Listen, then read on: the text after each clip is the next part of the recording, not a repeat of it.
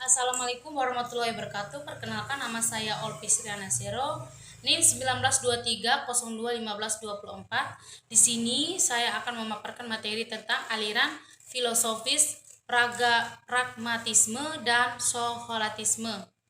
Baik, di sini ada pengertian pragmatisme, yang dimana pragmatisme ini mulai tumbuh pada tahun 1878 di Amerika ketika Charles Sanders Peirce pada tahun 1839 sampai 1914 menerbitkan makalahnya yang berjudul How to Make Art Ideal Place.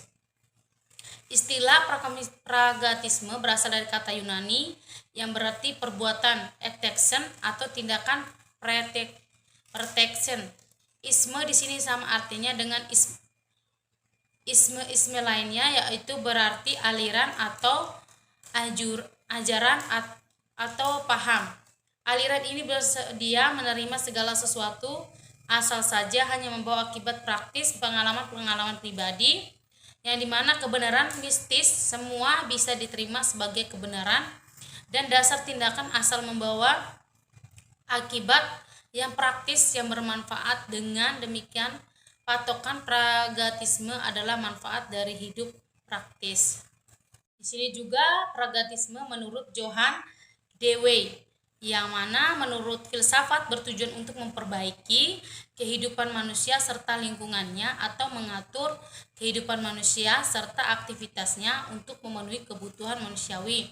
Sebagai pengikut pragmatisme, John Dewey menyatakan bahwa tugas filsafat adalah memberikan pengarahan bagi pembuatan nyata. Filsafat tidak boleh larut dalam pemikiran-pemikiran materialistis, metafisis yang kurang praktis, tidak ada faedahnya. Nah, selanjutnya ada hubungan pragmatisme terhadap pendidikan, yang dimana tujuan pendidikan harus mengajarkan seseorang bagaimana berpikir dalam menyesuaikan diri terhadap perubahan yang terjadi di dalam masyarakat, yang dimana sekolah harus bertujuan mengembangkan pengalaman-pengalaman tersebut yang akan memungkinkan seseorang terarah kepada kehidupan yang baik. Tujuan-tujuan tersebut meliputi yang pertama kesehatan yang baik, yang kedua keterampilan-keterampilan kejujuran atau pekerjaan, yang ketiga minat-minat dan hobi-hobi untuk kehidupan yang menyenangkan, yang keempat persiapan untuk menjadi orang tua. Selanjutnya ada metode pendidikan, yang dimana ajaran pragmatisme lebih mengutamakan penggunaan metode pemecahan masalah, problem solving method, serta metode penyelidikan dan penemuan, inquiry and discovery method.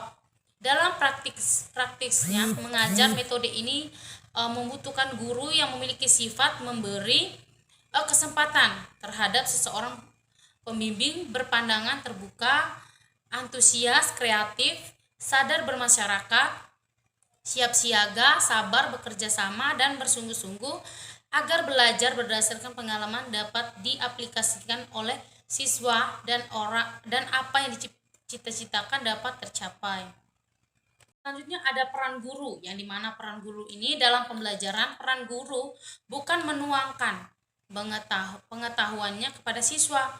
Setiap apa yang dipelajari oleh siswa haruslah sesuai dengan kebutuhan, yang dimana minat dan masalah pribadinya.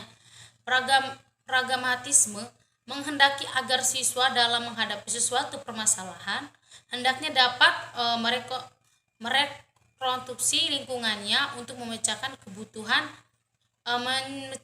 kebutuhan yang dirasakannya.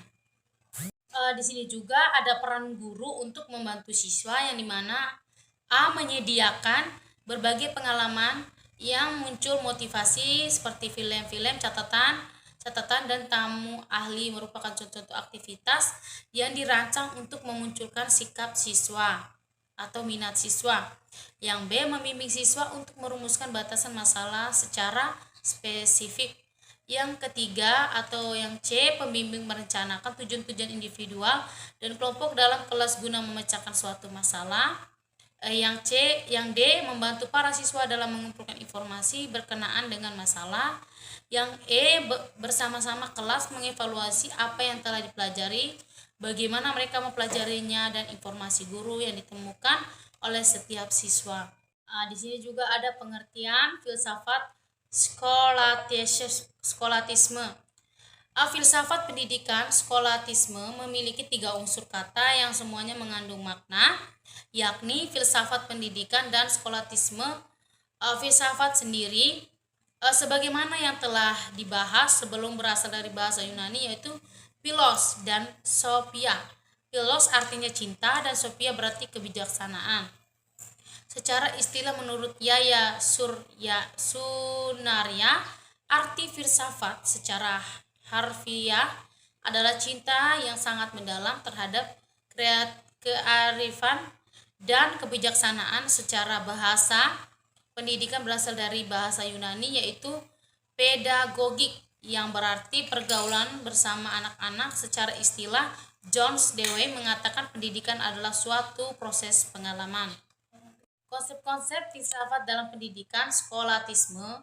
Yang pertama, menurut Reza Mutyaharjo menyebutkan konsep-konsep filsafat dalam filsafat pendidikan skolatisme, yaitu yang pertama, metafisika atau dalam kurung hakikat kenyataan.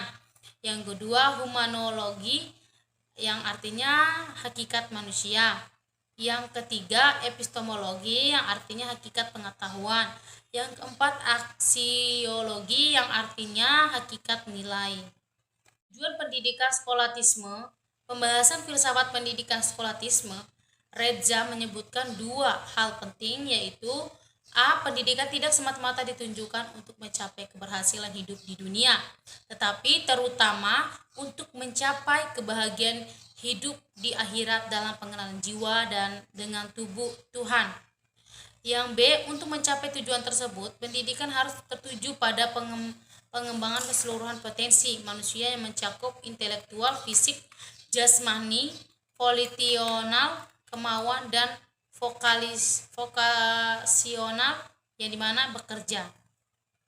Metode pendidikan. Dalam setiap pendidikan pasti akan ditemukan mengenai berbagai metode pendidikannya itu disampaikan itu sehingga akan dapat prediksi bagaimana hasil akhirnya dari metode-metode digunakan tersebut, yang dimana dalam filsafat pendidikan skolatisme perlu sekiranya mengetahui bagaimana caranya memperoleh pengetahuan.